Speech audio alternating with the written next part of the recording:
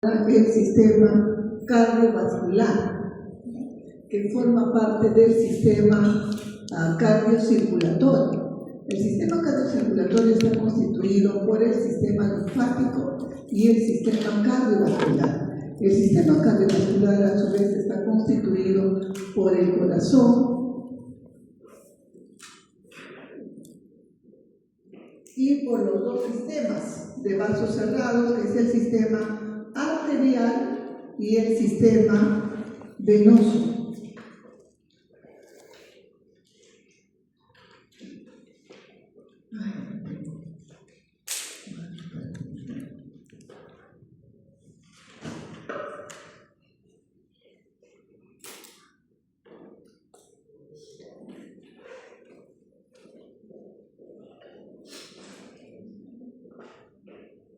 Sinceramente no entiendo cómo se dictan clases, pero bueno, no estoy muy avanzada, supongo, ¿no? Ahí también se puede usar.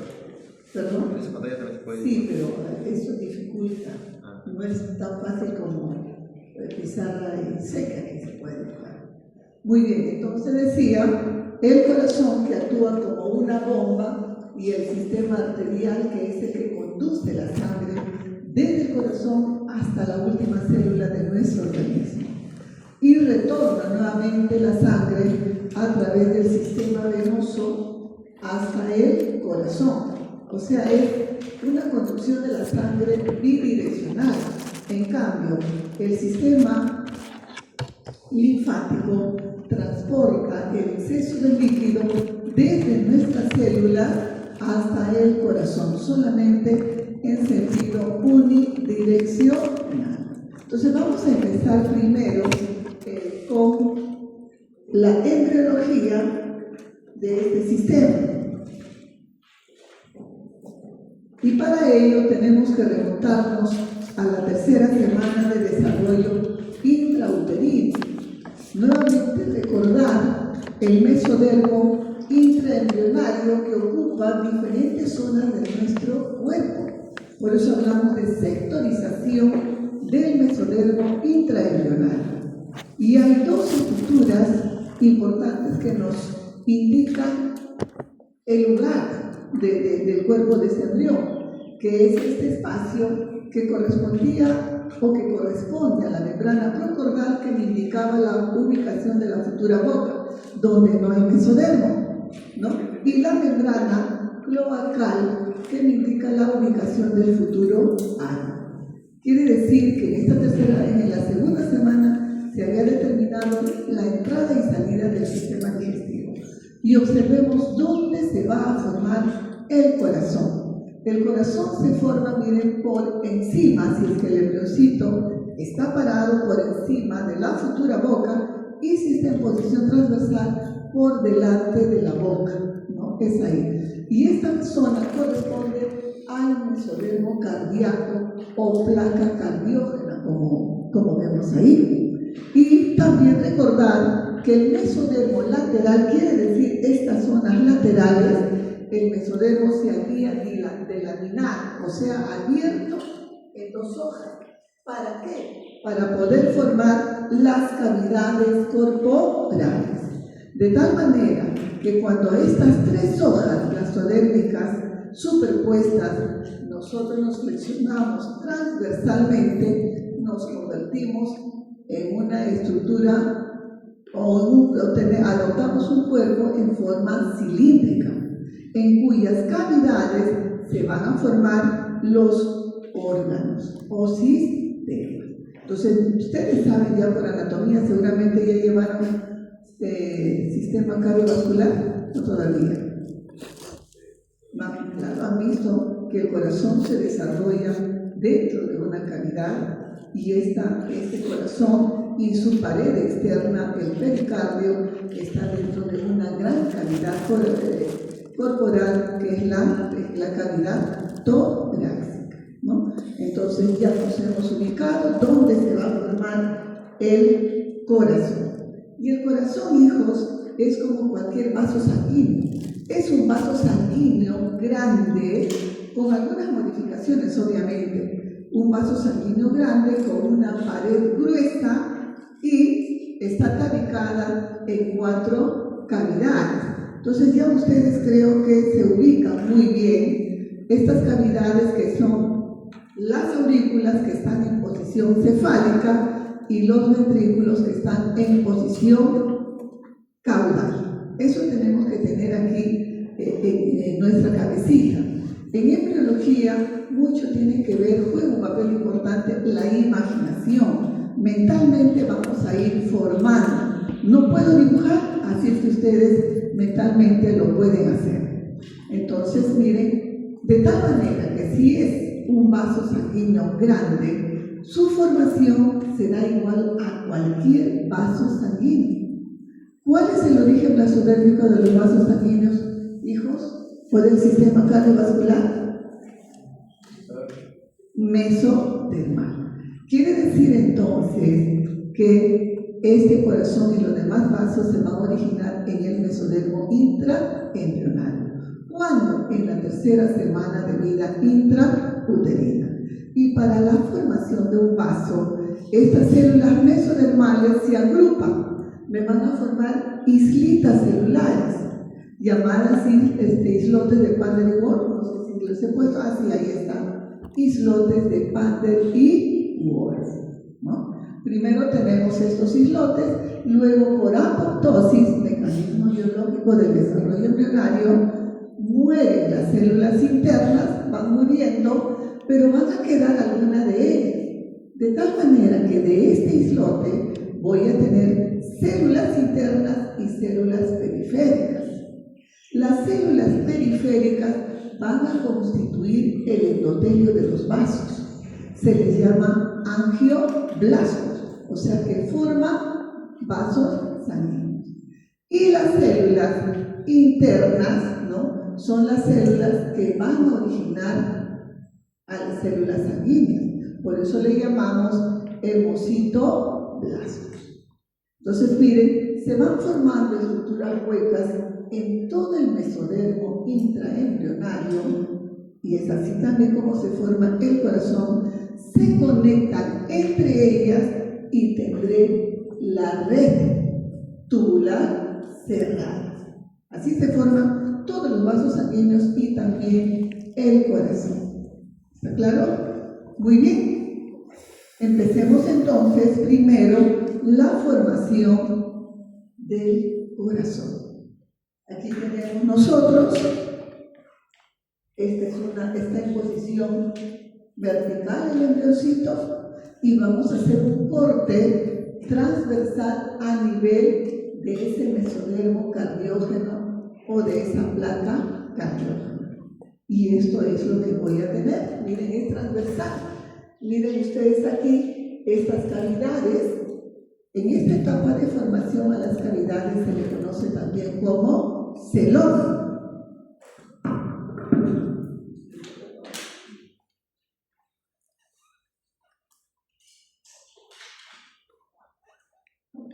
Entonces, voy a tener dos cavidades que se están formando, y miren aquí los islotes.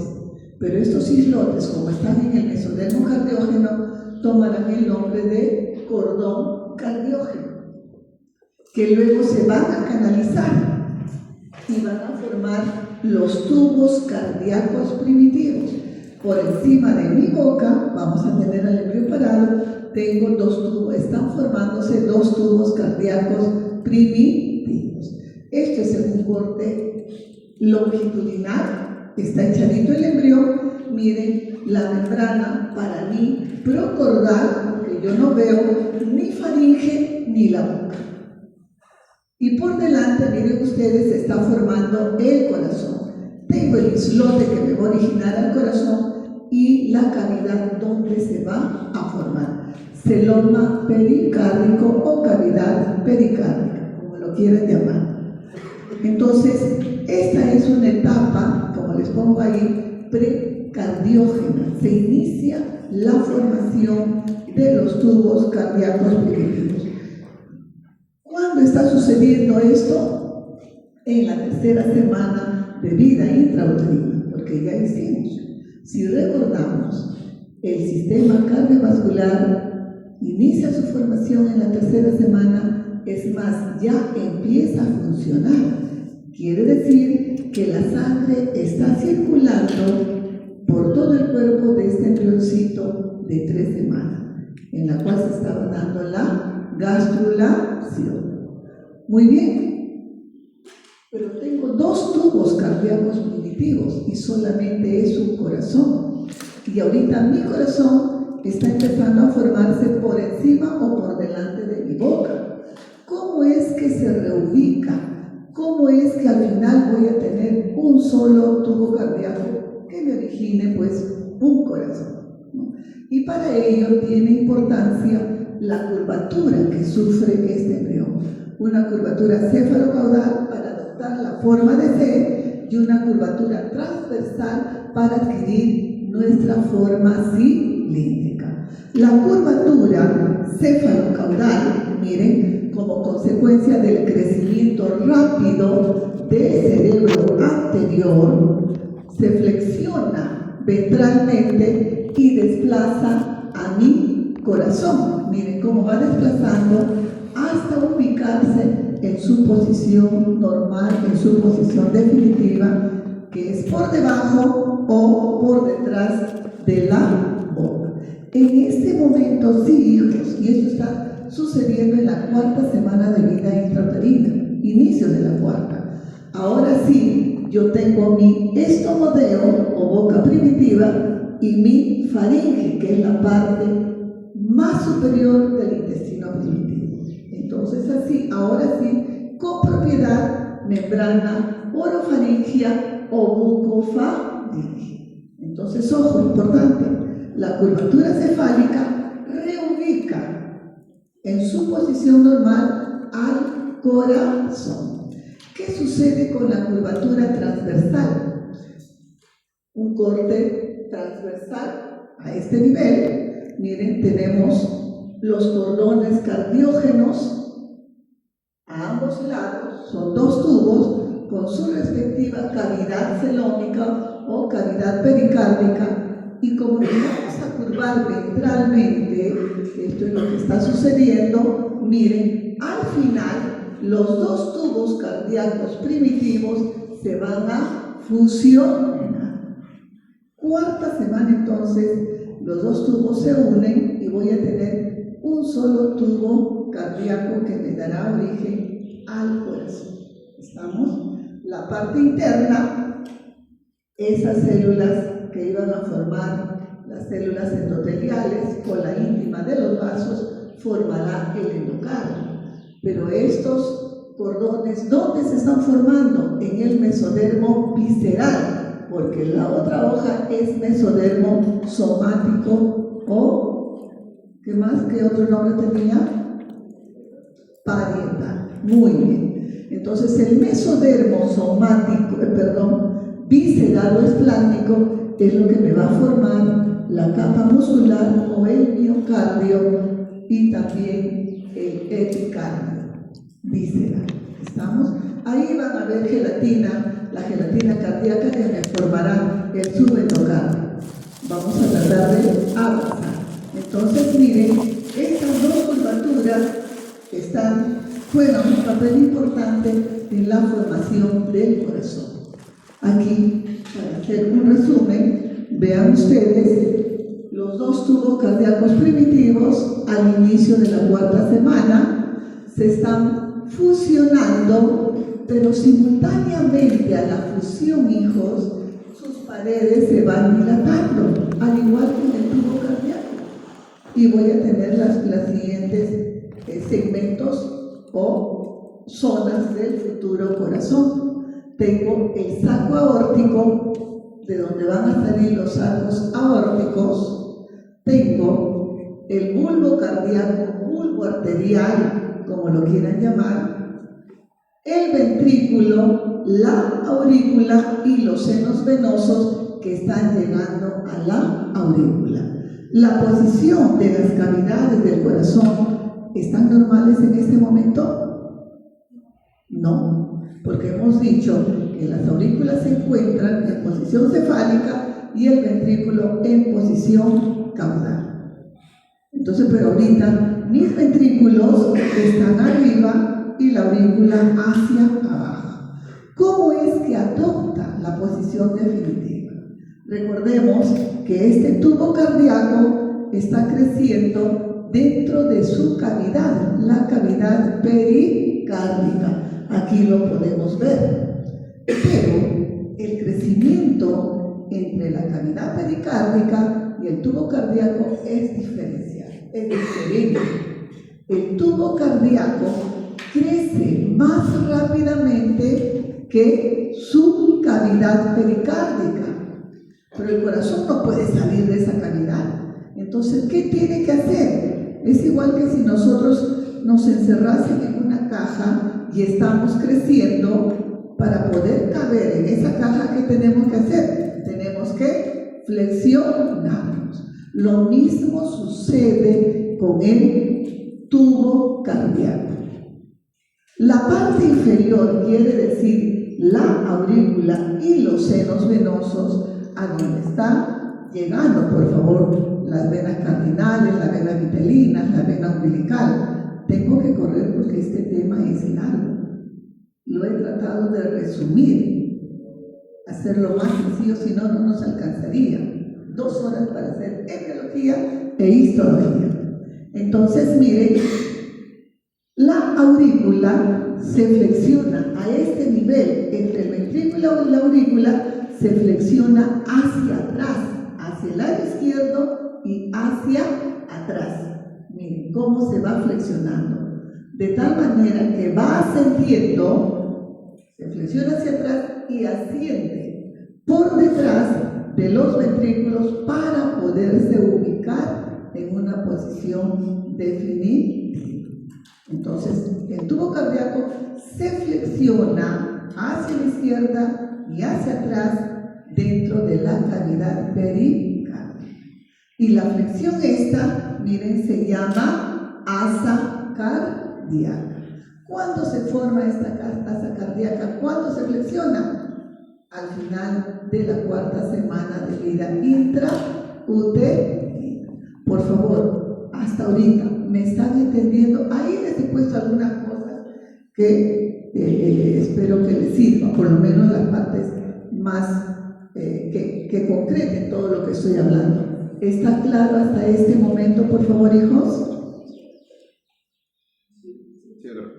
Ya, por favor, contesten, tenemos que avanzar, ¿ya? De tal manera, entonces, que ahora mi aurícula, miren ustedes cómo ha ascendido por detrás y se ubica ahora en posición cefálica. Si yo doblo una manguera y hago un corte a nivel de la luz, yo no voy a ver una luz adelante, otra luz atrás, no, es una luz continua, ¿sí? Miren, esta curvatura de la aurícula o esta flexión de la aurícula, ¿qué es lo que va a generar? La prolongación o el alargamiento del bulbo cardíaco o bulbo arterial, ¿no? Crece hacia abajo, se elonga, ¿no?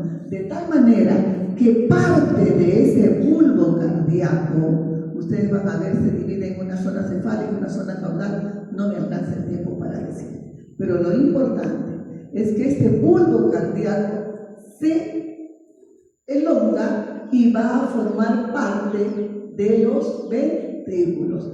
El bulbo cardíaco caudal forma parte del ventrículo derecho, mientras que el ventrículo izquierdo se va a formar de la cavidad ventricular o del ventrículo del tubo cardíaco primitivo. No tengo en realidad para dibujar. ¿Me entendieron eso, por favor? Yo soy el tubo cardíaco primitivo, mi ventrículo está aquí, esto es el bulbo cardíaco, ¿no? La aurícula está en la parte inferior, pero la aurícula se flexiona hacia atrás. Si se flexiona hacia atrás, estaría jalando también hacia atrás al ventrículo. Pero el ventrículo no rota hacia atrás. ¿Por qué? Porque esta parte superior, que es el bulbo cardíaco, se elonga de tal manera que esta porción ventricular desciende, pero no flexiona, porque si no estaría volteándose conjuntamente con la aurícula. Por eso es que este bulbo cardíaco, parte del bulbo cardíaco, participa en la formación del ventrículo derecho, y mi ventrículo izquierdo, que es el que iba a voltear si no se elongaba, me forma el ventrículo izquierdo. Entonces, quiere decir que los ventrículos, o en la formación de los ventrículos, participa el bulbo cardíaco y participa el ventrículo del tubo cardíaco primitivo. ¿Sí? Muy bien.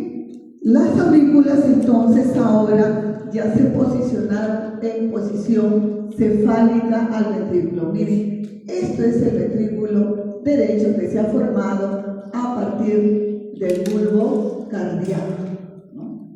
Y este es el ventrículo izquierdo que se ha formado del tubo cardíaco primitivo.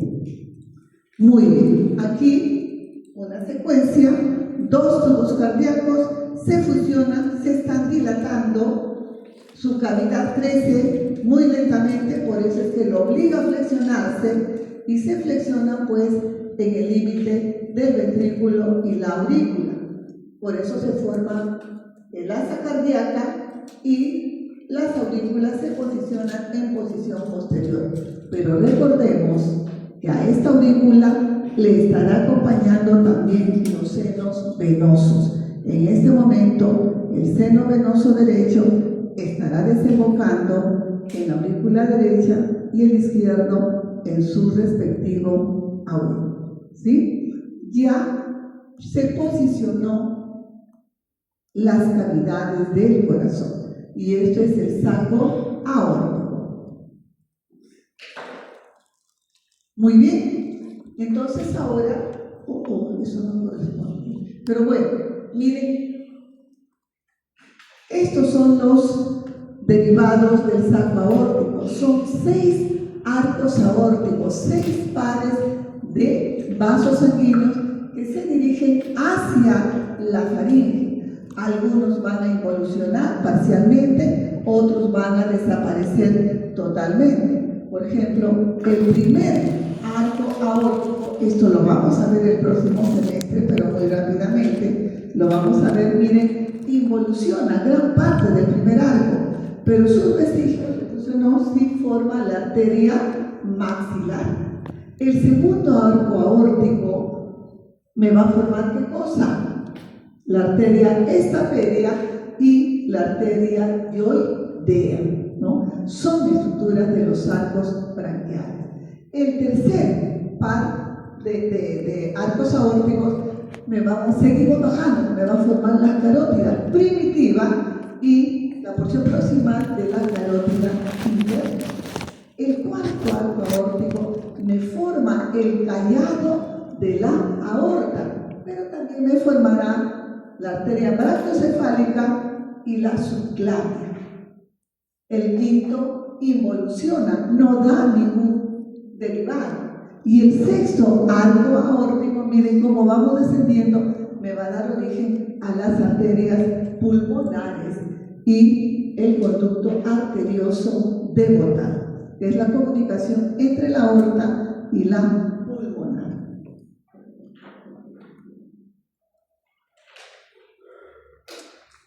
Entonces nos olvidaremos de ese saco aórtico, de donde brotaron vasos sanguíneos para la región del cuello y parte de la región torácica, las arterias pulmonares.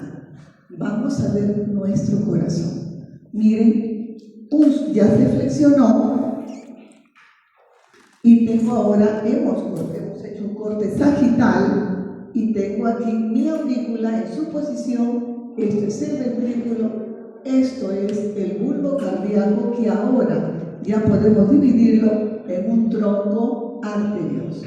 Miren, ya salieron los arcos aórticos para esta región. Este tronco arterioso me va a dar origen a la aorta y la pulmonar. ¿A dónde llegan o salen? No sé, esta aorta y esta pulmonar. Del corazón, ¿están saliendo o están llegando? A ver, hija, la aorta, ¿de dónde?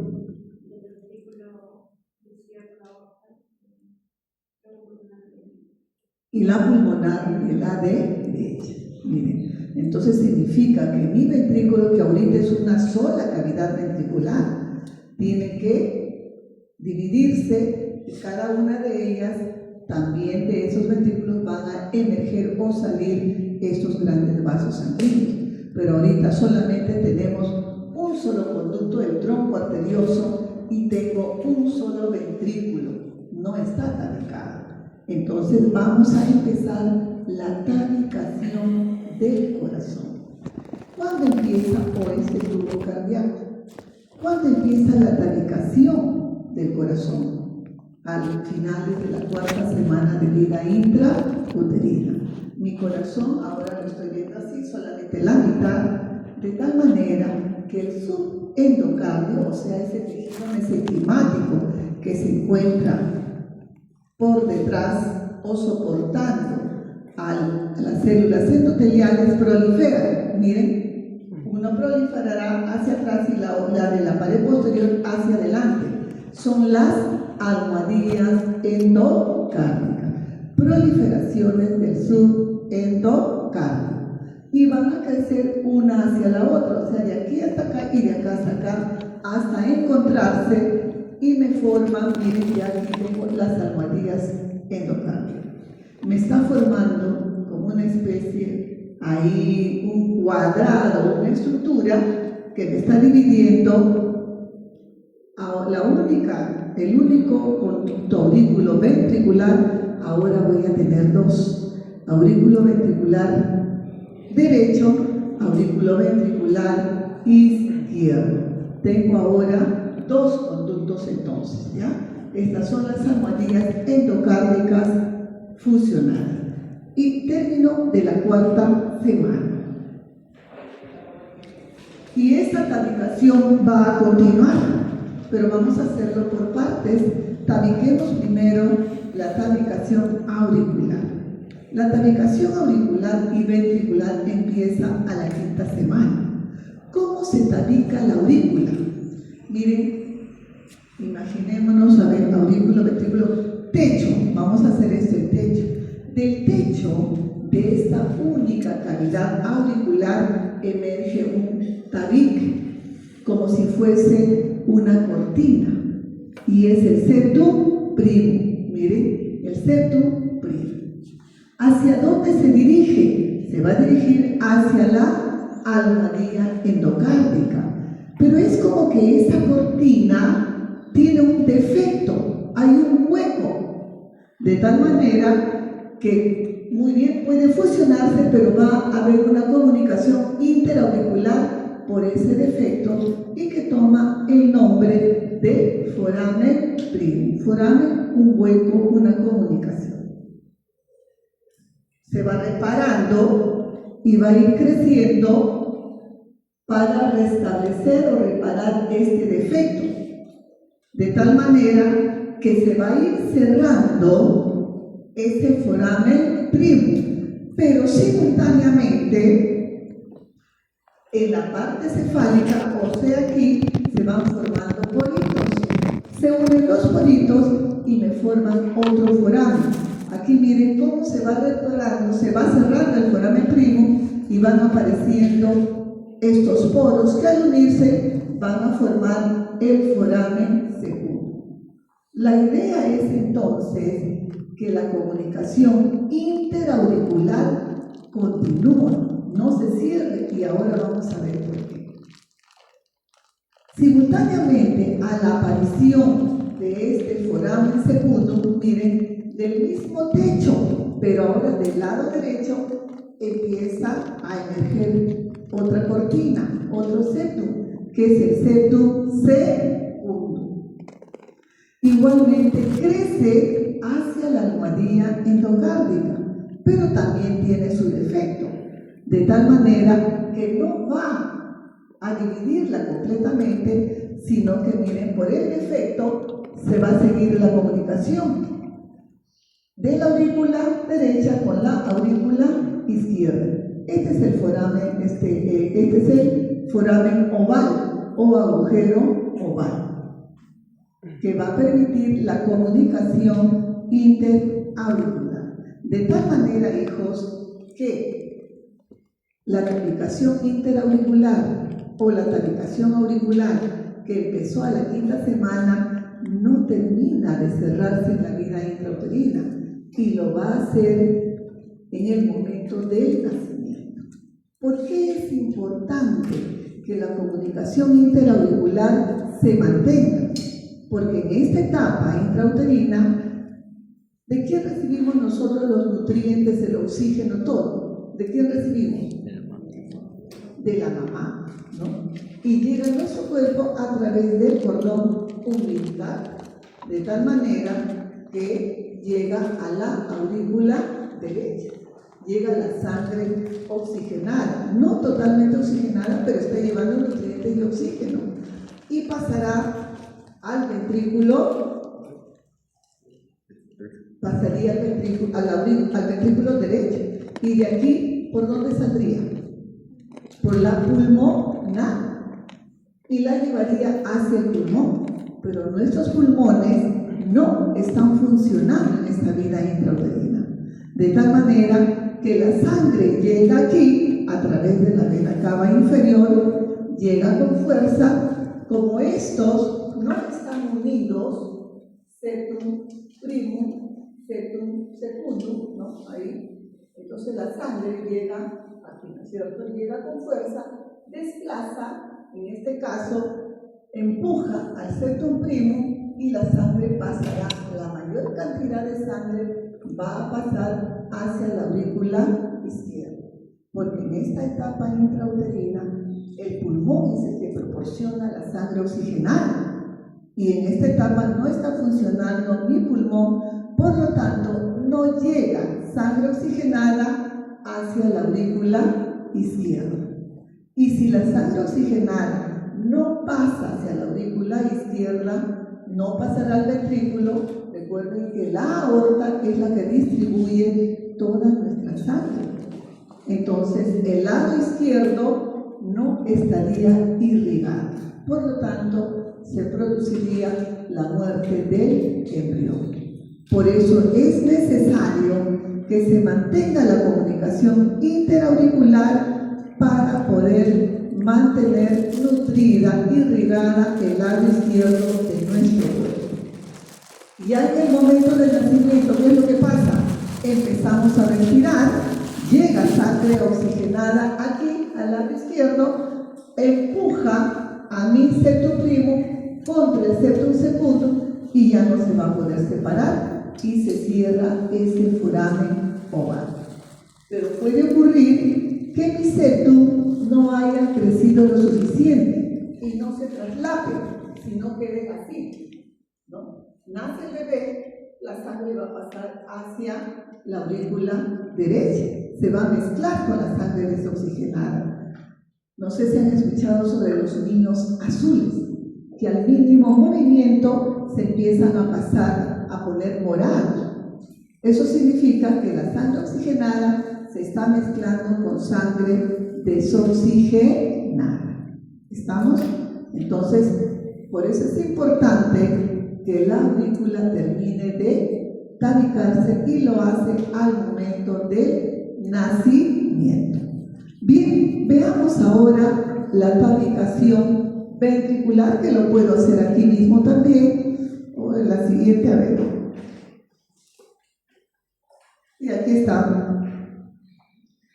La tabicación ventricular también empieza a la 5ª semana de vida intrauterina. ¿Cómo es que se tabica? El miocardio ventricular asciende, prolifera y asciende en dirección de la almohadilla endocárdica. Eso es lo que se conoce como el septum inferius o el tabique interventricular primitivo, porque si llamamos tabique interventricular significa que ya tabicó, ese único ventrículo. Por eso es que se llama correctamente septum inferius o tabique interventricular primitivo. Crece hacia la arteria endocárdica, pero igual es como que tuviera un defecto. Hay un hueco que mantiene la comunicación interventricular. Recuerden, tenemos ventrículo y arriba teníamos el bulbo cardíaco o bulbo arterial, pero ahora ya una parte participó en la formación del ventrículo y la parte cefálica es el tronco arterioso que me va a originar a la pulmonar y a la aorta. Entonces, igualmente a la quinta semana empieza a a tabicarse ese tronco arterioso. Por eso es importante los dibujos, hijos. Yo voy dibujando y voy explicando, vamos armando. Personalmente me gusta dictar así. No me gusta estar simplemente viendo imágenes, sino dibujando. Entonces, miren, a la quinta semana, simultáneamente a la tabicación ventricular, porque se inicia también a la quinta semana, el tronco arterioso se va dividiendo de arriba hacia abajo, gracias a un tabique. Y ese tabique, al descender, va a encajar en esta comunicación interventricular y la va a obliterar. Y recién entonces habrá terminado de tabicarse el ventrículo. Entonces, ¿y cuándo lo hace? A la séptima semana de vida intrauterina. Quiere decir que, miren, el ventrículo empezó a tabicarse al igual que la aurícula, pero solamente dura 2 semanas, de quinta a séptima, sí termina de tabicarse. E intervienen 2 estructuras. El miocardio ventricular para formar el septum inferius, que va a crecer, y el tabique aórtico pulmonar, tabique que me separa aorta de la pulmonar. Y este tabique aórtico pulmonar es la que va a terminar de cerrar o dividir el ventrículo. Si ustedes han visto ya corazón, han visto en el tabique interventricular, ahora ya es virtual, ¿verdad? El tabique interventricular tiene 2 zonas. Histológicamente o macroscópicamente podemos ver la diferencia.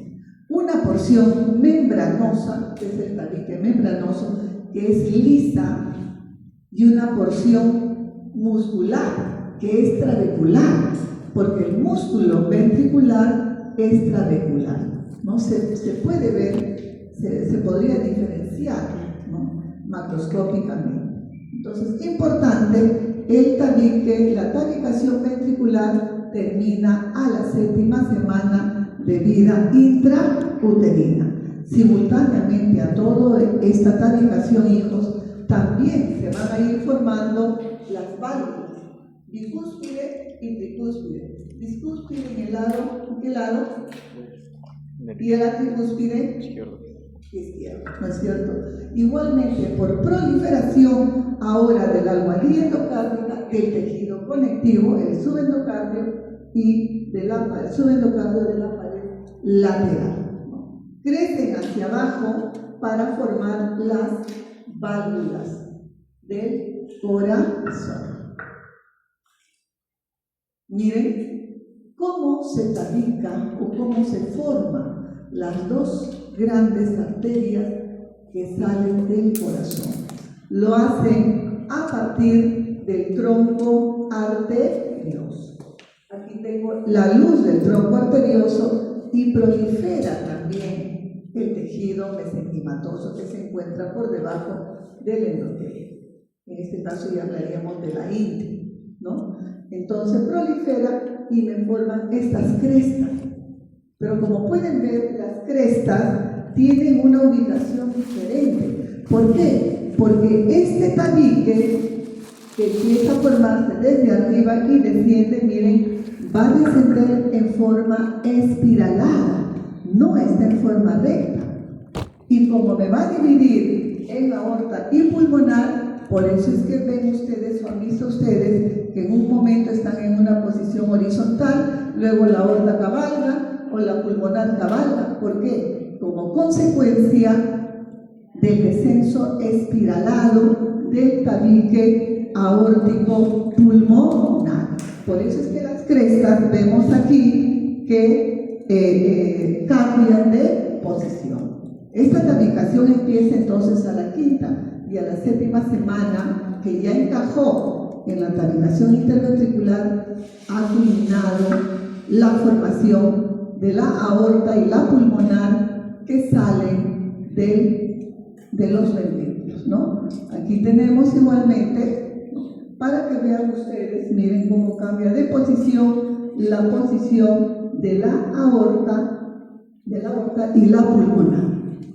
La aorta sale del ventrículo y se dirige hacia arriba, pero la aorta no va a irrigar esta zona. Tiene que irrigar todo nuestro cuerpo, conducir la sangre a todo nuestro cuerpo. Por eso es que miren, cabalga sobre la pulmonar y va a formar el callado de la aorta. De tal manera que así la aorta desciende para llegar todo nuestro cuerpo, para formar la circulación mayor. Pero como no llega todavía sangre oxigenada al nivel de la aurícula, hay una comunicación entre la pulmonar y la aorta, que es el conducto arterioso deglotal, que debe cerrarse en el momento del nacimiento, pero a veces persiste este conducto arterioso deglotal y va a haber una comunicación, una mezcla también de la sangre oxigenada y de la sangre desoxigenada. Pero no es igual, los signos no es igual que cuando persiste el agujero oval o el foramen oval. Recuerden que ahí se está mezclando gran cantidad de sangre. Por eso es que al mínimo movimiento el niño se empieza a poner morado. En cambio, el conducto arterioso deglotal es delgado. Hay mezcla, pero no en grandes cantidades.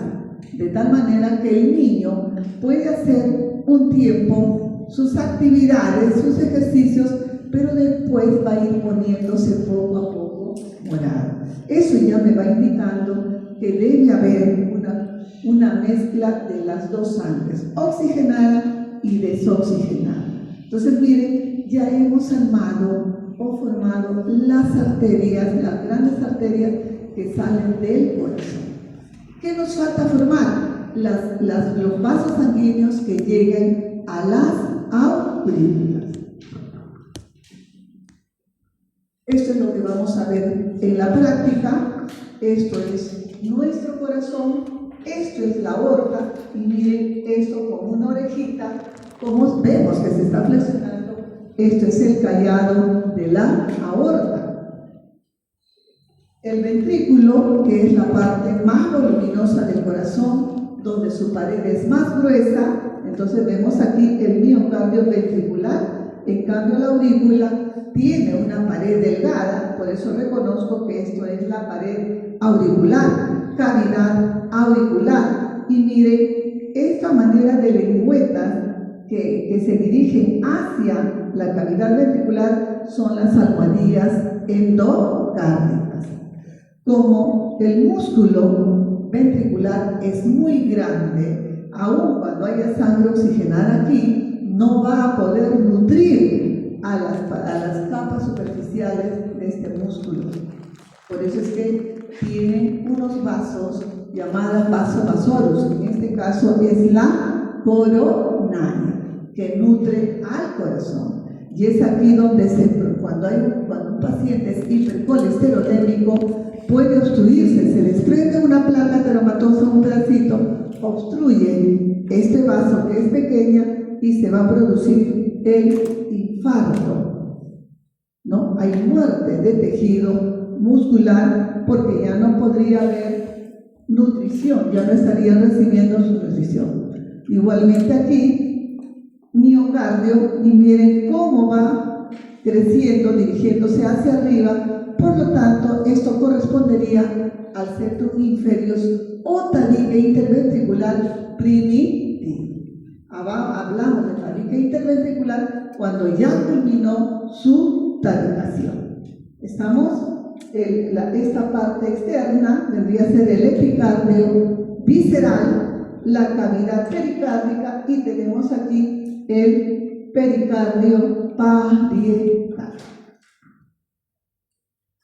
Veamos esto igualmente aquí, miren, para ver la formación de las válvulas, ¿no es cierto?, que crecen, ya les he dicho, proliferación del tejido mesenquimático y que se van a conectar con los músculos del ventrículo.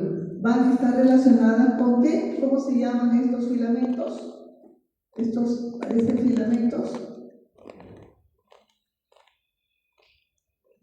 Ustedes han hecho ya anatomía, hijos. ¿Con qué están conectados estas válvulas? Y que lo conectan al músculo.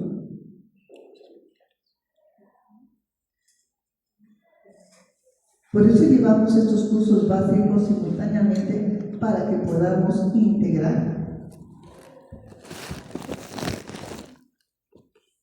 Unos son los músculos papilares y las otras, las cuerdas tendinosas. Bien.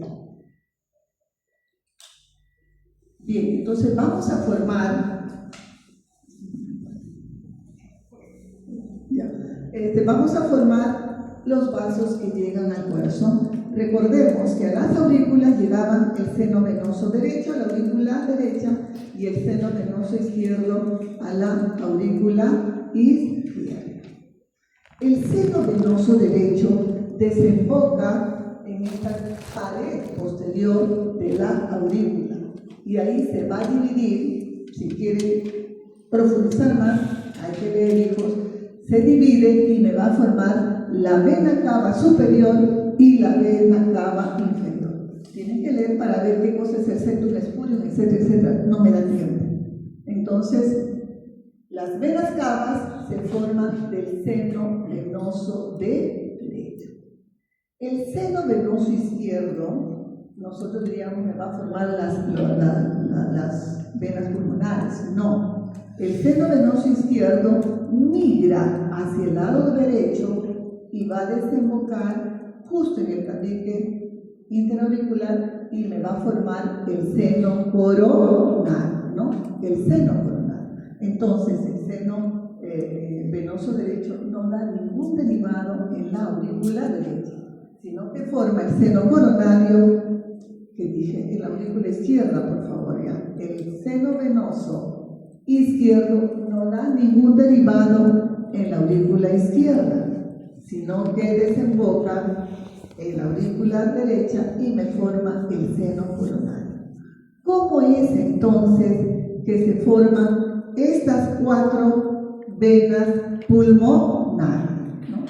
Se van a formar a expensas de cada pulmón. Recuerden que los pulmones tienen lóbulos y cada lóbulo me va a dar una vena pulmonar superior e inferior, pero el pulmón derecho no me va a formar 3 venas pulmonares, sino me van a formar solamente 2. Ambos pulmones forman las 2 venas pulmonares, ¿no? Superior e inferior, y se forman por la confluencia, pues, de la red capilar de todo el pulmón.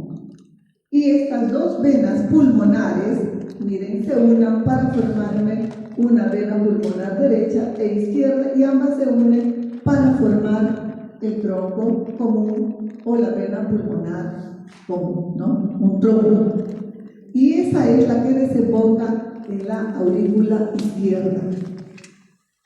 La pared auricular está en crecimiento, hijos. Este corazón se expande, así como se expandía, pues, el sistema nervioso central, ¿no?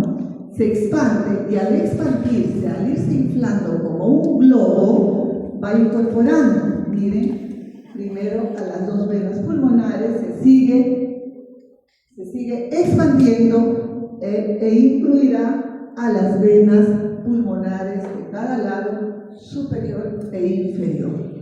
Y entonces tendré mis 4 venas pulmonares que desembocan en la aurícula izquierda. Entonces, las venas cavas se forman del seno venoso derecho y las venas pulmonares de las venas que se van a formar en cada pulmón, ¿ya? Entonces es así como hemos terminado de formar al corazón y sus vasos sanguíneos que llegan y salen del corazón.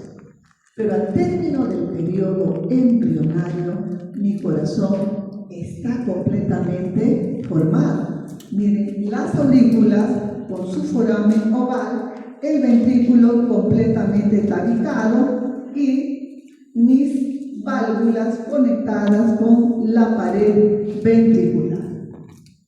Durante la circulación fetal están llevando, miren, las arterias llevan, o las venas llevan la sangre oxigenada y las arterias van a llevar la sangre desoxigenada. Esta circulación va a cambiar en el momento del nacimiento. La sangre oxigenada llega, sabemos, al ventrículo derecho. Llega con fuerza, presiona el septum primo y pasa al lado izquierdo, ¿no? De aquí al ventrículo izquierdo, y la aorta va a ir sacando, la va a sacar para ir llegando nuestro cuerpo, ¿sí? Pero está llevando cada vez, la sangre oxigenada no llega 100% con oxígeno a la aurícula derecha, porque cuando ingresa la vena umbilical empieza a ascender, pasa por el hígado y ahí ya se va incorporándose el dióxido de carbono, de tal manera que no llega 100% oxigenada, pero está llevando una mayor concentración de nutrientes y oxígeno a la aurícula derecha.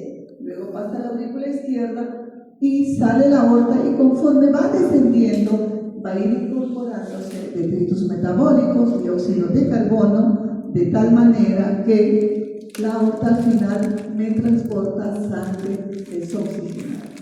En el momento del nacimiento, con el primer grito del bebé, va a entrar una gran bocanada de oxígeno, de tal manera que mi pulmón empieza a funcionar, mis venas pulmonares empezarán también a funcionar y llevará sangre a la aurícula izquierda. Va a intentar pasar hacia la aurícula derecha, pero miren, presiona al septum primo contra el septum secundum. Si se traslapan, se van a unir y ya no va a poder regresar a su, digamos, separarse, y se habrá terminado de tabicar la aurícula. Entonces, un factor que contribuye a la culminación de la tabicación auricular en el momento del nacimiento es la respiración. La mayor presión de oxígeno que se establece en la aurícula izquierda, y otro factor importante, la anulación de la vena umbilical, porque nacemos e inmediatamente nos cortan el cordón umbilical de tal manera que ya no está llegando sangre oxigenada a mi aurícula derecha. Esto es en forma normal, pero obviamente hay una serie de alteraciones que se pueden producir durante el desarrollo embrional. ¿Estamos? Muy bien.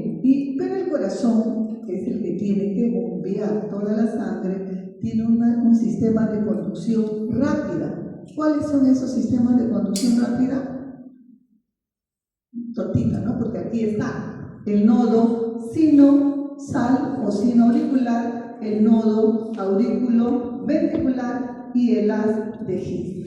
El nodo, sí, estos dos que se encuentran en la aurícula se van a originar del seno venoso derecho, y el haz de His se van a originar de las células miocárdicas, o sea, el haz de His constituida por fibras de Purkinje, que son las mismas fibras miocárdicas que se han modificado y constituyen parte de este sistema importante en la conducción del impulso del corazón.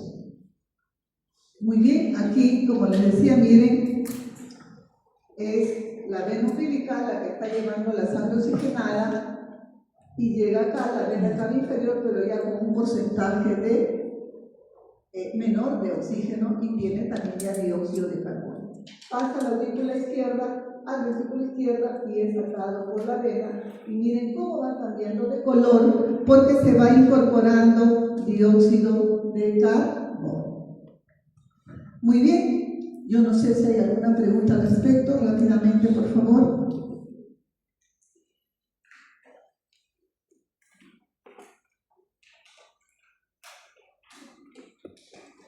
Bueno, estoy dando oportunidad para que pregunten. O todo está claro o no está claro, o nada está claro, pero no hay problema.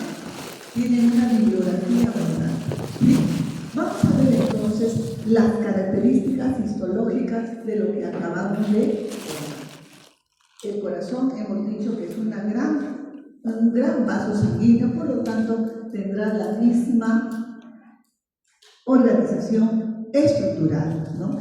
Y estos vasos sanguíneos que ya hemos dicho, las arterias, ¿no?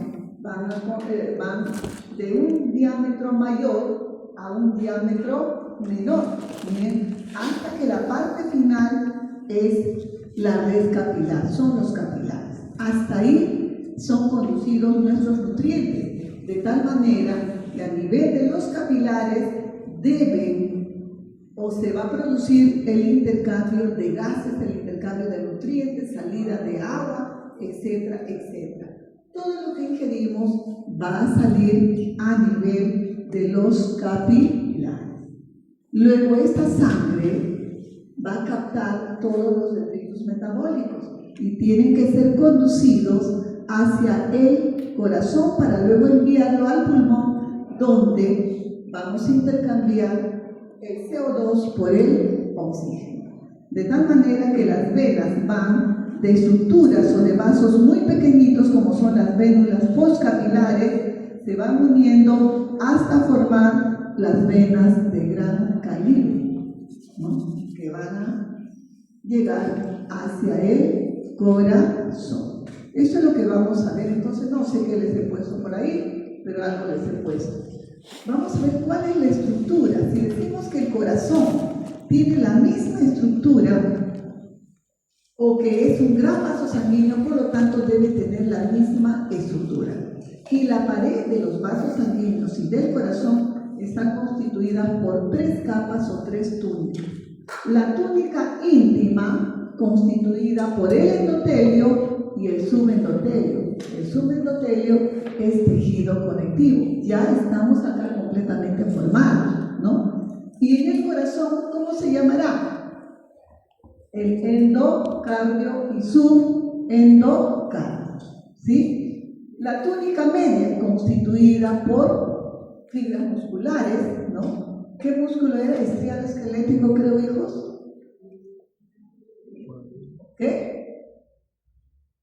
A ver, la niña, la última niña, usted hija, niña, usted, ¿qué músculo encontraremos nosotros en la túnica media de los vasos sanguíneos?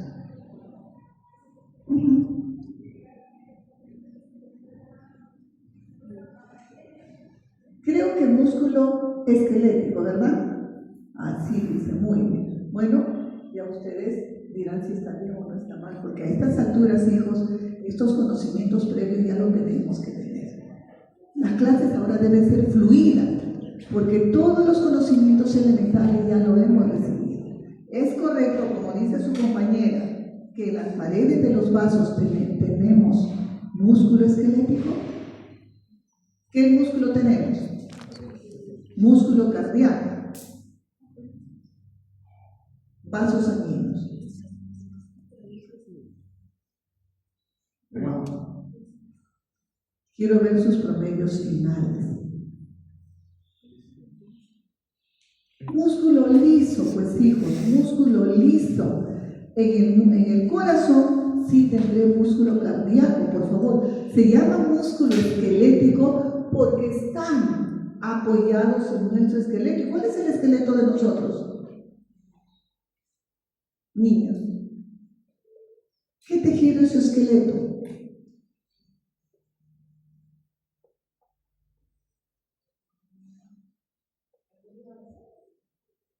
¿Segura? Porque usted me está preguntando, tejido óseo, por eso le digo segura. Solamente les pido que se autoevalúen todos ustedes, ¿no? Nada más. Es tejido óseo, es tejido cartilaginoso, ese es nuestro esqueleto. Esos son tejidos de sostén. Entonces, sobre ellos se apoya el músculo estriado y se le llama esquelético porque justamente se apoya en estos tejidos, ¿sí? En cambio, el músculo liso se encuentra en las paredes de todas las vísceras y los vasos sanguíneos, y el cardíaco solamente en el corazón. Entonces, los vasos sanguíneos en la túnica media puede ser músculo liso o fibras elásticas. Recordemos tejido conectivo. ¿Dónde tenemos fibras elásticas? ¿En qué vasos? En los vasos de gran calibre, ¿no? En las arterias de gran calibre. Una de ellas, la aorta. Y en el corazón tendremos solamente músculo, y músculo cardíaco. Y se llama mio, de músculo cardio, ¿no? Músculo del corazón, miocardio.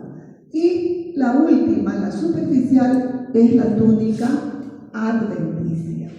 Adventicia, o sea, el tejido conectivo que se encuentra por fuera de los vasos sanguíneos y en el corazón se llamará epicardio. Epi, sobre las demás túnicas, ¿no? Entonces, miren, tiene la misma organización estructural.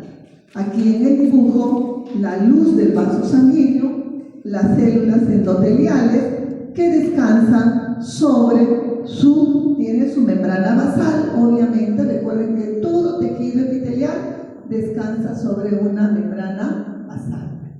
Y debajo de ella tenemos el tejido que lo va a nutrir, porque el tejido epitelial es avascular. Y tendremos entonces aquí el subendotelio, la túnica media, que puede ser músculo liso o fibras elásticas, y la adventicia, que es tejido conectivo. Pero tenemos aquí dos membranas.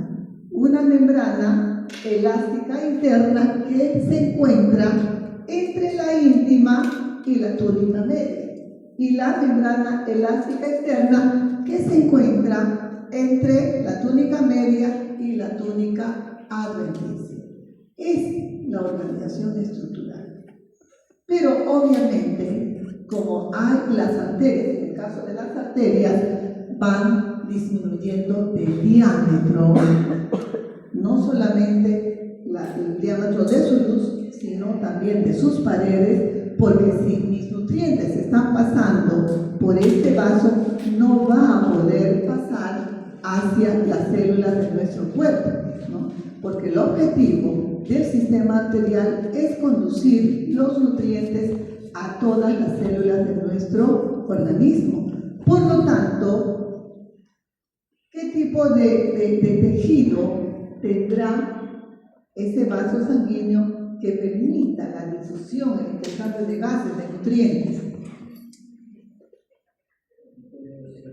Muy bien, epitelio plano, sí. O sea, debe quedar solamente las células endoteliales, obvio, con su membrana basal, porque lo tienen que soportar, y todo esto debe desaparecer, ¿no? Muy bien. Vamos a hablar primero de las arterias, porque es la que cumple una función importante de transportar, de conducir todos los nutrientes que nosotros ingerimos. Y se van a clasificar en arterias de gran calibre, arterias elásticas o arterias de conducción. O sea, ellas conducen la sangre. Se dividen y me van a dar origen a arterias de mediano calibre, arterias musculares o arterias de distribución. Distribuyen entonces la sangre. Se siguen dividiendo y vamos a tener ya a un componente de la microcirculación, que son las arteriolas, que ya serán vasos mucho más pequeñitos. se siguen dividiendo estas arteriolas y finalmente me van a dar a los capilares, que solamente van a estar constituidas por células endoteliales, lo que significa que perdió la túnica media y perdió la túnica adventicia. Veamos entonces a la arteria de gran calibre, arteria elástica o arteria de conducción. Veamos sus capas que hemos mencionado, o sus túnicas. Aquí tenemos la túnica íntima. Obviamente, para poder ver pues muy claramente necesitamos microscopios de alta resolución, ¿no? A veces no se puede porque son delgadas, son capas delgadas, ¿no? Pero lo que está bien tensionadito, moradito, que creo que aquí se ve mejor, esas son las células endoteliales, que ya lo veremos, no solamente va a revestir la parte interna de esta arteria, sino que cumple una serie de funciones. Ahorita estamos mencionando qué va a permitir el intercambio de nutrientes, de todo lo que lleva esa sangre arterial, ¿no? Y por debajo tendríamos que ver el subendotelio, que es un tejido conectivo. La túnica media constituida mayormente por fibras elásticas, por eso hablamos, lo vimos como tejido conectivo denso, regular, elástico. Pero no es que solamente tenga fibras elásticas, no, también tiene en pequeñas cantidades músculo liso e inclusive fibras colágenas. El número de capas, que dicen que son de 50 a 70, se va a ir incrementando. Las capas de esta túnica media se va a ir incrementando con la edad, ¿no? Y la adventicia, que es un tejido conectivo, laxo, donde encontraremos gran cantidad de células adiposas, y fundamentalmente, como esta capa es gruesa, si bien es cierto, pasa sangre oxigenada por su luz, no puede nutrir a las capas superficiales. Por eso es que tenemos vasos sanguíneos en la adventicia que toman el nombre de vasos de los vasos, cuya función va a ser nutrir las capas externas de la túnica media. ¿Estamos? ¿Y por qué tendrá una gran cantidad de fibras elásticas, ¿no? En ellas también hay una elástica interna y elástica externa, pero que no se puede diferenciar porque predominan ahí las fibras elásticas. ¿Por qué tendrán fibras elásticas? Recuerden que toda la sangre sale del corazón, del ventrículo izquierdo, y esta arteria tiene que distenderse para poder recepcionar toda la sangre que sale del corazón. Es por eso que cuando un paciente tiene hipercolesterolemia, ¿cuál es el peligro de estos pacientes, hijos? Bioquímica. Yo sé que a estas alturas ya deben haber pasado esa macromolécula de los lípidos. Tenemos que integrar todas las asignaturas, hijos. Anatomía, fisiología, bioquímica, microbiología, si se presta el tema. A ver, ¿cuál es el problema de un paciente que tenga el colesterol muy elevado? ¿Lo escuchó?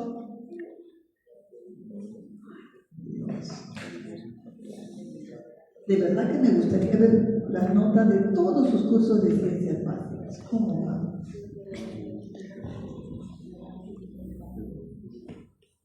¿Cuáles son las lipoproteínas malas? Las LDL, que son las que están llevando el colesterol.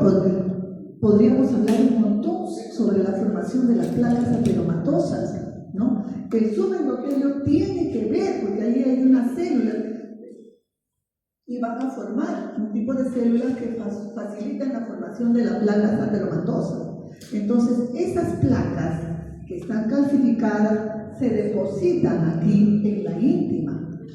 Es como que le pusiéramos cemento, el corazón bombea toda la sangre, pero la aorta ya no se va a poder distender.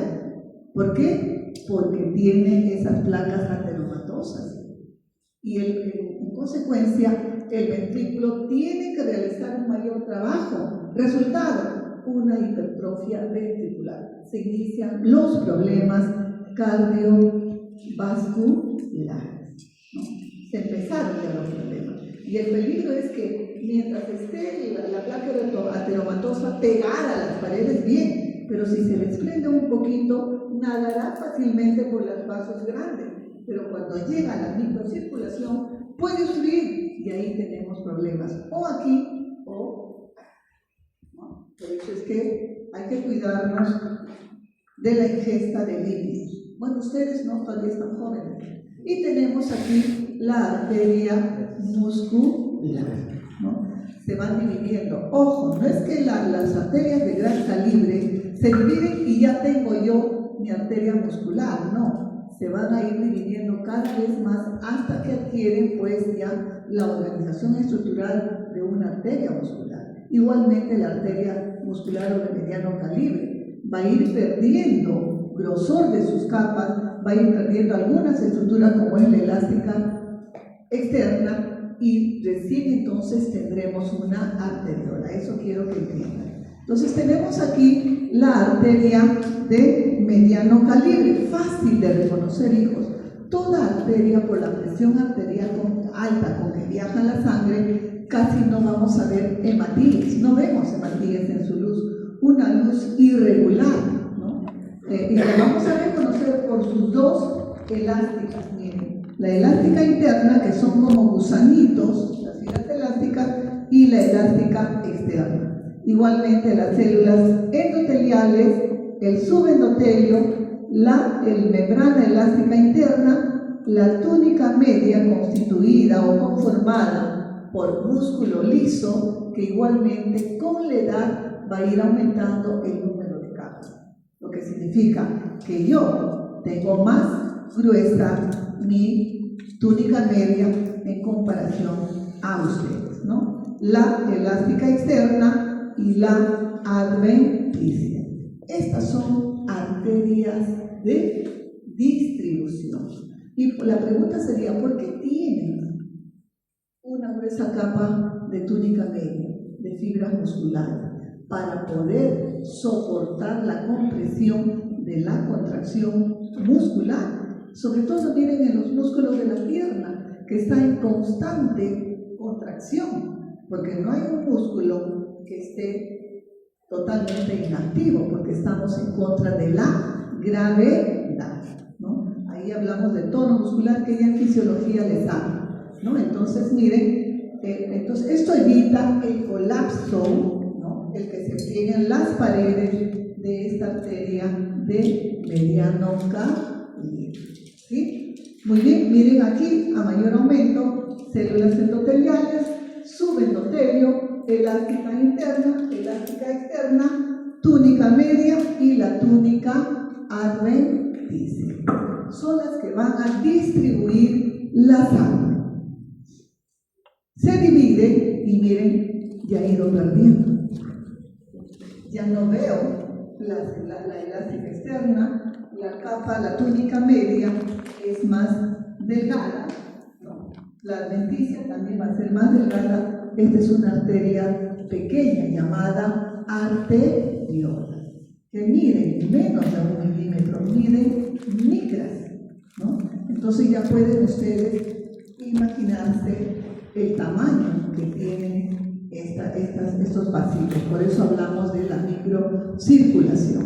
La vamos a reconocer. Miren, sus células endoteliales no parecen células planas, parece que están paraditas, ¿no? Pero es porque siempre presentan una luz irregular y por la fibra elástica que tienen están medias contraídas, ¿no? Y por eso que se disponen en esta posición. Esto lo acaban de ver ustedes, hígado, para ver una bonita arteriola. Miren su capa muscular aparentemente gruesa en relación a su luz, pero el número de capas no es mucho. 2, 4 capas de fibras musculares lisas, ¿no? Tiene elástica interna, pero no se evidencia, ya no tiene elástica externa. Pero estas arteriolas, como se van formando poco a poco en cada ramificación, ustedes van a leer que hay arteriolas grandes, medianas y pequeñas, ¿no? Entonces hay arteriolas muy pequeñas, donde tendrán, pues ya no 4, tendrán 2 capas de fibras musculares. Entonces, esta forma parte de la microcirculación y son las que regulan, ¿no?, la fluencia de la sangre hacia el capilar, participan en la regulación de la presión arterial, ¿no? ¿Por qué? Porque estas se van a dilatar, se dilatan de tal manera que baja la presión arterial. Ya vamos a ver ahorita, son vasos de resistencia, ¿por qué? Por su capa muscular que también evita el colapso de este vaso sanguíneo. Se ramifican y me dan como resultado los capilares. ¿Cuánto tiempo tengo? Entonces voy a ir más despacio. Tengo a los capilares. Miren, en los capilares ya perdieron la túnica externa, ¿no?, y la túnica media. Es más, tienen parte de la íntima, porque ya perdió el subendotelio. Se habla que hay una delgada capa de la túnica adventicia, pero que no es muy notorio, ¿no? Entonces está constituida por células endoteliales que descansan sobre su membrana basal. Eso es el capilar. Las células endoteliales, que pueden ser escasas células endoteliales, 3 o 4 células endoteliales, no son muchas. Por eso que vamos a tener también capilares muy pequeños, ¿sí? Y tenemos, por solamente estar constituida por un epitelio plano simple, es que aquí se van a dar todo el objetivo, las funciones o los objetivos que tiene la circulación arterial, que es la de trasladar o transferir todos los nutrientes, todo lo positivo, aunque no todo lo positivo es llevado, ¿verdad?, hacia las células de nuestro organismo. Iones, moléculas orgánicas, hormonas, vitaminas, hasta el alcohol, ¿no?, el veneno, las drogas, todo es llevado, ¿sí? Y a este nivel es donde se va a transferir a la célula a donde está llegando este capilar. Y vamos a tener 3 tipos de capilares, ¿no? Los capilares continuos, ¿qué significa? Que son capilares cerrados. Sus células endoteliales están bien unidas unas a otras, ¿no? Y su membrana basal también va a ser continua. ¿Dónde voy a tener este tipo de capilares? Obviamente, miren, en el encéfalo, porque tratamos de proteger que al encéfalo lleguen sustancias que pueden causarle daño.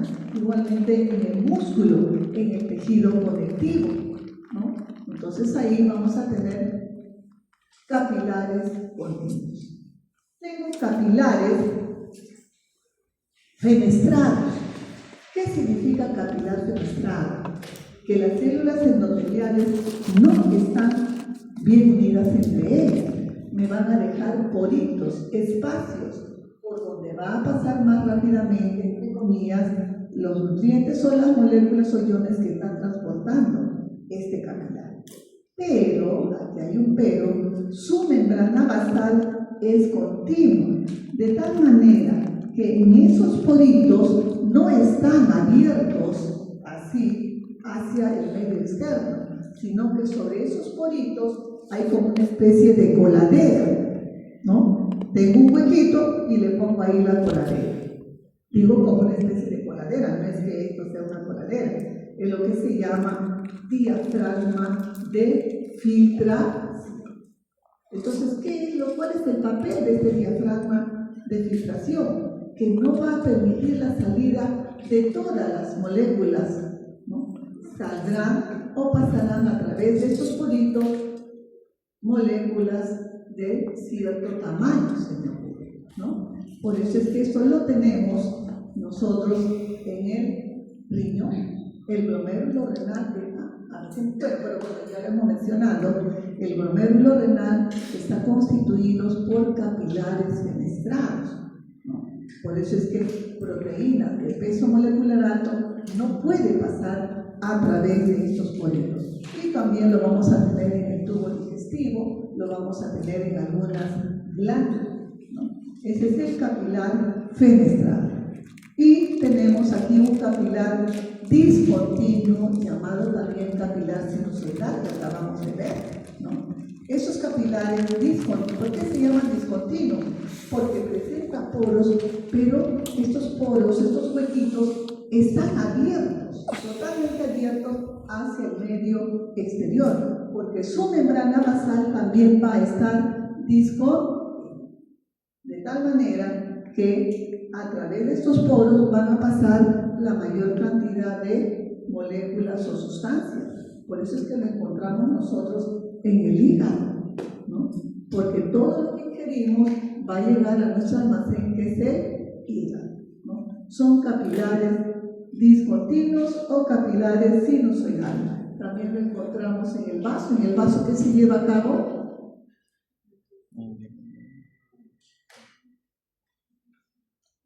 ¿La muerte de quién?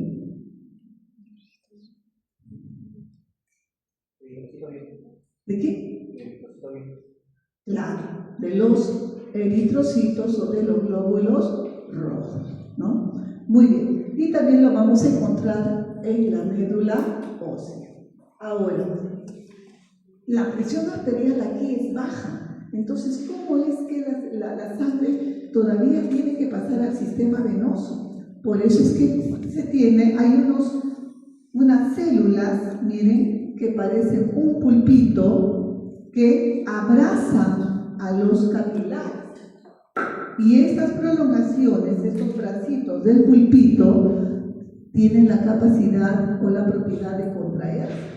De tal manera que si se contraen, ¿qué van a hacer? Van a comprimir las paredes de este capilar. Es como si nosotros exprimiésemos un limón, ¿no? Y eso va a ayudar, se dice que ayuda a la circulación sanguínea, ¿no? En realidad todavía no se sabe definitivamente qué otras funciones desarrollan estos pericitos, pero sí están relacionados con la pared de los capilares, ¿no? Inclusive se habla de que estos pericitos pueden diferenciarse en otro tipo celular. Muy bien, entonces hasta aquí llegó los nutrientes que están pasando a la célula. Le damos oxígeno y la célula que me da.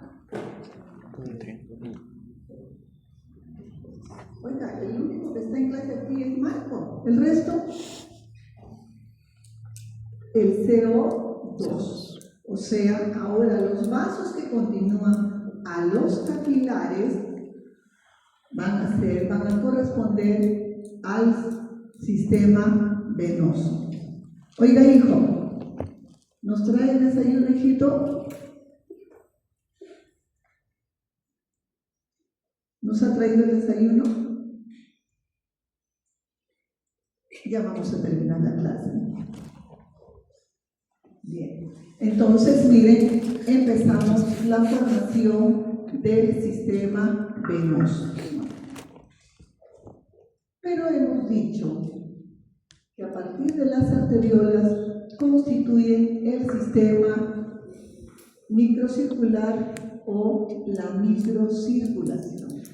No solamente arteriolas, ¿no? Sino también, no solamente los capilares, sino también las vénulas postcapilares. Estos tres elementos constituyen la microcirculación. Importante, hijos, en lo que es, miren, el intercambio de los nutrientes. A través de esta microcirculación y específicamente en los capilares se produce el intercambio de oxígeno con el dióxido de carbono, todo lo que ingerimos, agua, nutrientes, sales minerales, metabolitos, etc., etc. Igualmente, ¿no? Las arteriolas que forman parte de esta microcirculación, su papel es regular el flujo de sangre hacia el dominio capilar. Por eso es que estas arteriolas, las arteriolas terminales, son las que van a constituir un esfínter. Forman un esfínter, por eso que se le llama el esfínter precapilar. Si ese esfínter se abre, pasará sangre. Si ese esfínter no se abre, se cierra, no va a pasar sangre. Es una forma también de defender cuando hay una respuesta inflamatoria. Es más, estas arteriolas pueden unirse de frente a una vena pequeña y se produce lo que se conoce como la anastomosis arteriovenosa, que va a ayudar a la circulación, va a facilitar a la circulación y también evita una respuesta agresiva, una respuesta inflamatoria agresiva, porque al no pasar sangre a los capilares y a las vénulas postcapilares, que es por donde sale el agua, el plasma en realidad, ¿no es cierto?, se evita el edema o se controla el edema que se produce en toda respuesta inflamatoria, ¿sí? Entonces las arteriolas regulan el flujo de sangre a esa red capilar porque constituyen un esfínter, el esfínter precapilar, y a estas arteriolas que constituyen un esfínter se les conoce como metaarteriolas. No sé si así ahí está. Su porción terminal se denomina metaarteriola o esfínter precapilar. Dice, son responsables de disminuir la tensión arterial o la presión arterial, porque al expandirse, al dilatarse, estas arteriolas están haciendo o están disminuyendo la resistencia al flujo sanguíneo, ¿no? Va a disminuir el pasaje, esa presión que está ejerciendo la sangre sobre las paredes de los vasos sanguíneos. Por eso decimos que disminuyen la presión arterial, ¿no? Ahora, hemos hablado de las células endoteliales que revisten a todos los vasos sanguíneos y también al corazón. Estas células endoteliales, como les decía, no solamente cumplen una función de revestimiento, no.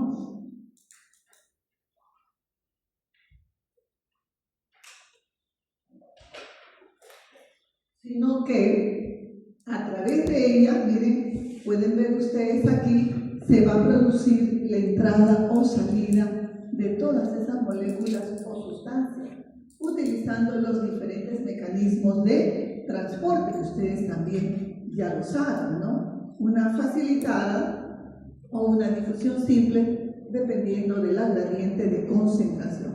Es otro tema de fisiología, que ya lo han vivido en este video. Muy bien, entonces permeabilidad selectiva para intercambio de sustancias. Y no solamente eso, no es una estructura pasiva que permite que entre o salga, sino que van a secretar sustancias que tienen que ver con la coagulación sanguínea, tiene que ver con la presión arterial, tiene que ver con el flujo sanguíneo, con la migración celular, sobre todo la migración plaquetaria para evitar las hemorragias. Ustedes ya lo conocen, el óxido nítrico, la prostaciclina, la prostaciclina, etcétera, etcétera, ¿no? Por ejemplo, para la migración plaquetaria, el factor de von Willebrand, porque las células endoteliales tienen gránulos que contienen este factor de von Willebrand, ¿no? Por eso es que cuando hay una alteración genética, no sé si les he puesto por ahí, así aquí está, ¿no? Hay una alteración de tipo genética, estos pacientitos que en sus células endoteliales no tengan este factor de la coagulación, tienen problemas hemorrágicos, ¿no? Problemas en la coagulación sanguínea. También intervienen en la reparación tisular, en la regeneración tisular, porque van a secretar factores de crecimiento en respuesta, obviamente, a un daño tisular. Intervienen en la respuesta inflamatoria, porque van a producir sustancias, porque secretan citoquinas que regulan la actividad celular, ¿no? De estas células que participan en la respuesta inflamatoria. Y producen sustancias que regulan la migración plaquetaria, ¿no es cierto? Factor de von Willebrand y el trombosano A2. Son algunas de las sustancias que están secretando estas células endoteliales, por eso es que son muy importantes. Aquí tenemos, miren, el lecho capilar, constituida por una gran red capilar, ¿no? Son las que tenemos crear en realidad esta red capilar. Y nuestra pulpa dental, hijos, no tiene grandes vasos sanguíneos ni vasos de mediano calibre. Lo que tenemos en la pulpa es la microcirculación. Quiere decir que ingresan arteriolas que miden micras, imagínense, y en la pulpa dental se van a ramificar en capilares. Lo que tenemos en la pulpa dental es una gran red capilar. Por eso es que cuando hay un compromiso pulpar, imagínense lo que sucede en ella, ¿no? Sobre todo cuando hay una inflamación aguda. El dolor es tan intenso que ni con la lengua ustedes pueden tocar ese diente, ya hablarán cuando lleguen a clínica, ¿no? Pero tenemos una gran red capilar. Aquí tenemos la meta-arteriola, esta es una arteriola, su porción terminal forma este esfínter que regula el pasaje de sangre hacia el flujo, hacia la red capilar. Por eso es que en una respuesta inflamatoria, si se cierra el esfínter, ya no pasa sangre, por lo tanto se va a controlar el edema, porque un signo de la inflamación es el edema. Se hincha la zona donde hay una respuesta inflamatoria. Y de aquí se van a continuar con las vénulas postcapulares, llamadas también venas pequeñas, ¿no? Que se van a ir uniendo y van a formar venas de mayor calidad. Aquí tenemos la clasificación, una vena de pequeño calibre, aunque más me parece a mí una vena de mediano calibre, en realidad no me he dado cuenta de la imagen, pero creo que más adelante debo tener la vena de mediano calibre y una vena de gran calibre. Hay diferencias así marcadas entre una pared y otra. Primero, su pared delgada. Miren, esta es una vena de gran calibre, sin embargo, tiene una pared delgada, una luz amplia, ¿no? Y con un gran contenido de sangre, porque la mayor cantidad de sangre de nuestra sangre se encuentra en el sistema venoso. ¿Por qué se encontrará en el sistema venoso? A ver, hijos, analicemos un poquito, deduzcamos.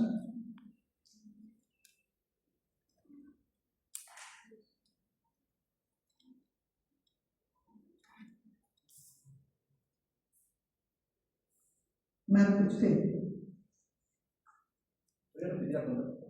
¿Por qué digo yo? Porque estoy afirmando que el mayor volumen de nuestra sangre se encuentra en el sistema venoso.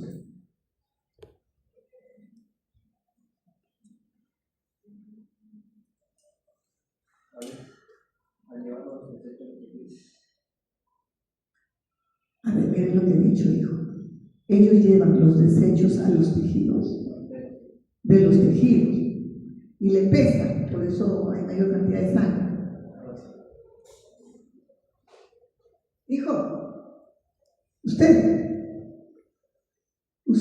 que es más alto, de lentes, no recuerdo su nombre.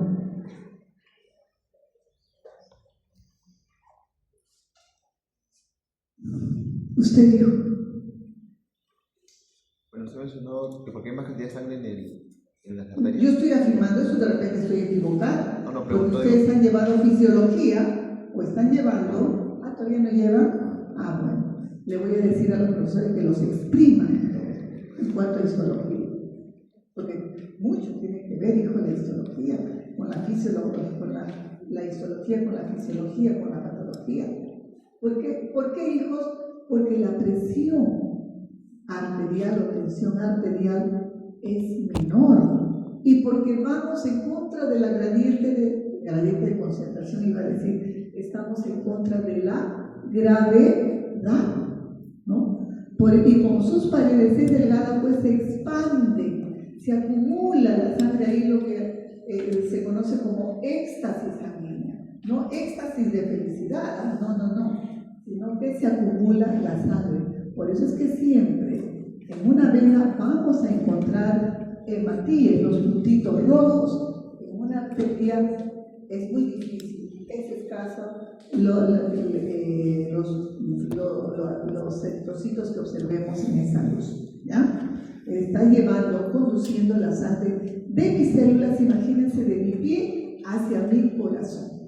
Por eso es que la circulación a nivel de la palma de la mano, de la planta de los pies, de los dedos, ¿no? Es diferente ahí, ¿no? Hay ciertas variedades, ahí la anastomosis arteriovenosa predomina, ¿no? Muy bien. Entonces, miren, tiene paredes delgadas, como pueden ver ustedes. Es más, algunas venas de gran calibre tienen escasas capas de fibras musculares o no la tienen, pero compensan este grosor con una gruesa capa de adventicia. Pero su organización es la misma, solamente que no vemos las túnicas elásticas interna y externa. Que hay algunas fibras elásticas, sí. De todas maneras tiene que haber fibras elásticas, hijos, para que puedan contraerse y ayudar a la circulación sanguínea. Aquí que debo tener, miren, tenemos los capilares solamente constituidos por una capa de células endoteliales. Y por los capilares, creo que me olvidé decirles, apenas podemos ver un hematíes, 2 o 3 hematíes, nada más.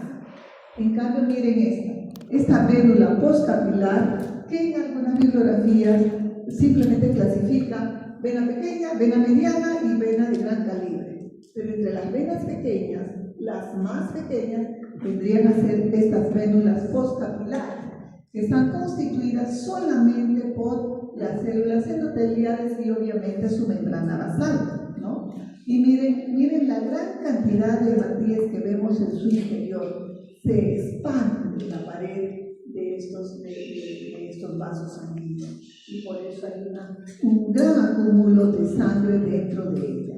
Aquí, por ejemplo, no sé si lo pueden ver, esta es una vénula postcapilar y aquí tengo ya una vena pequeña, porque estoy viendo, una vena pequeña puede tener 1, 2 o 4 capas de fibra musculares, o sea, tiene túnica media, pero que no es muy gruesa, ¿no? Esto vendría a ser una vena pequeña porque estoy viendo una coloración rosada que lo rodea, que es el color del tejido muscular. Igualmente aquí miren vénulas postcapilares, pero si dicen, dependiendo ahora de la práctica también, si le dicen venas pequeñas a todo, igual, es correcto, como les digo, algunos consideran simplemente como venas pequeñas, pero las vénulas postcapilares son importantes porque ahí tiene, por ejemplo, la entrada de fármacos se produce, ya lo van a ver en farmacología también, a este nivel, ¿no?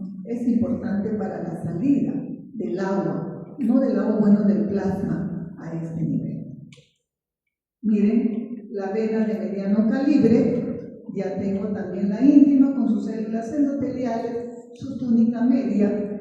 Una vena de mediano calibre puede tener una túnica media más gruesa que una vena de gran calibre, porque les he dicho que algunas venas de gran calibre tienen una delgada capa de túnica media o no la tienen, pero va a tener una gruesa capa de adventicia.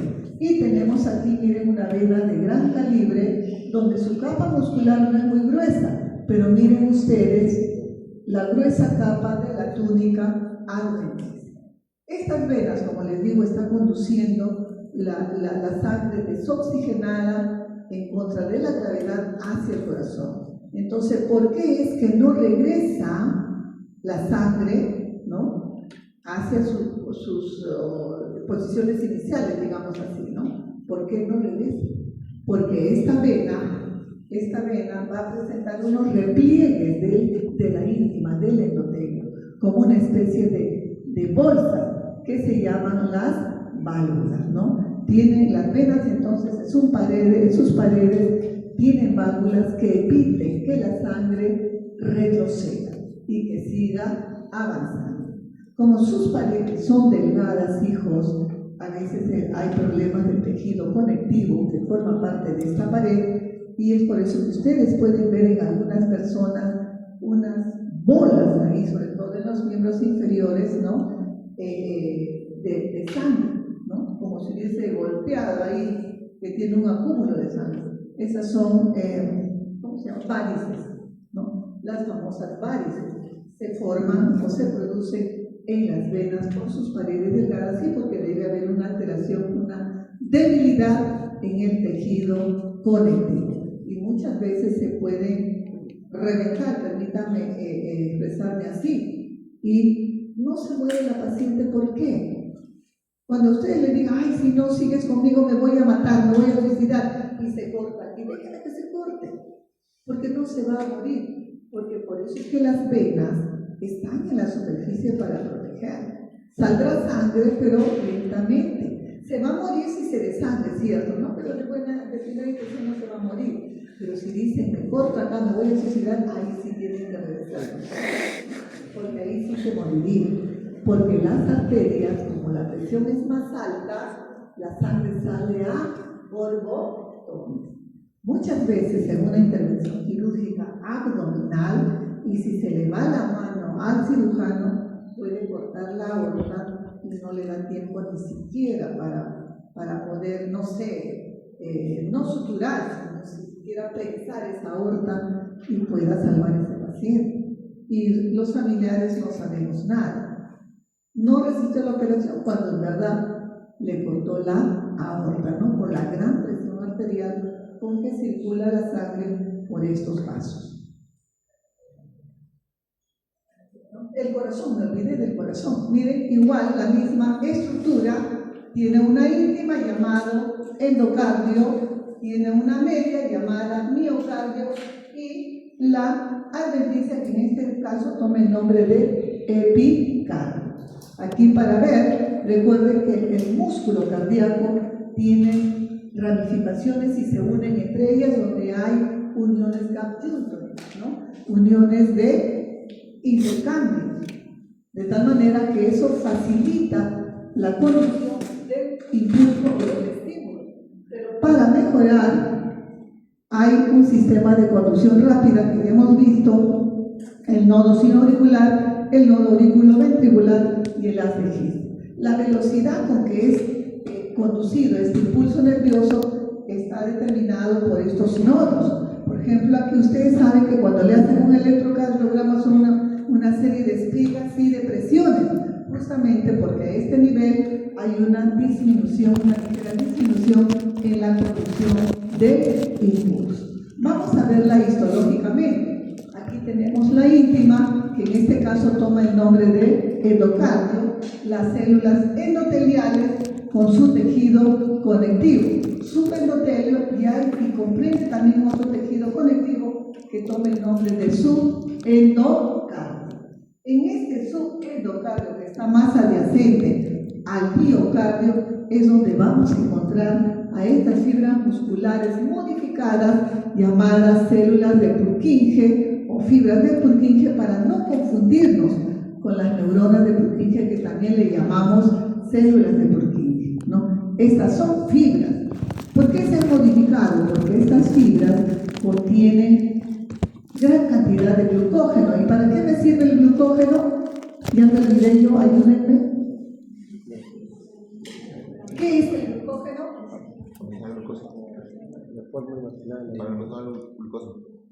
Reserva energética, ¿no es cierto? Y a partir de ahí voy a obtener glucosa. ¿Para qué? Para obtener energía. Por eso es que estas células de forman parte del sistema de conducción especializada del corazón. Por eso tienen glucógeno para poder obtener energía, ya que aquí la conducción va a ser mucho más rápida. Y en fisiología les digamos que el haz de His, ¿no?, se divide para ubicarse en las paredes de ambos ventrículos. Entonces, el miocardio, ¿para qué hablar de miocardio? Ustedes ya lo conocen más que yo, ¿no? O sea, es un músculo estriado esquelético. Y tenemos nosotros, miren aquí, para ver las células de Purkinje, parece un axón con su mielina rodeada, con su axón y su mielina. Digo, parecen, ¿no? porque tengo el núcleo de la fibra y su citoplasma lo veo de un color translúcido, transparente, por este carbohidrato que es el glucógeno. Siempre paran en grupos, aquí tenemos, miren, a mayor aumento, todas estas son las fibras de Purkinje, que lo ubicamos en el subendocardio o entre las primeras capas del miocardio ventricular. Solamente lo encontramos en el ventrículo, en el tabique ventricular y en las paredes ventriculares, porque se van a dividir. Y tenemos aquí el epicardio visceral, ¿no? ¿Por qué? Porque está adyacente o está en la superficie de esta víscera, de este órgano, constituida por un mesotelio, epitelio plano simple. Y vean ustedes, hay abundante tejido graso, tejido adiposas, y también tenemos las vasas vasosas. Este es entonces el epicardio visceral. Y este corazón dentro de la cavidad pericárdica, que también está delimitada por el pericardio parietal. Entonces, no sé si hay alguna pregunta, hijos.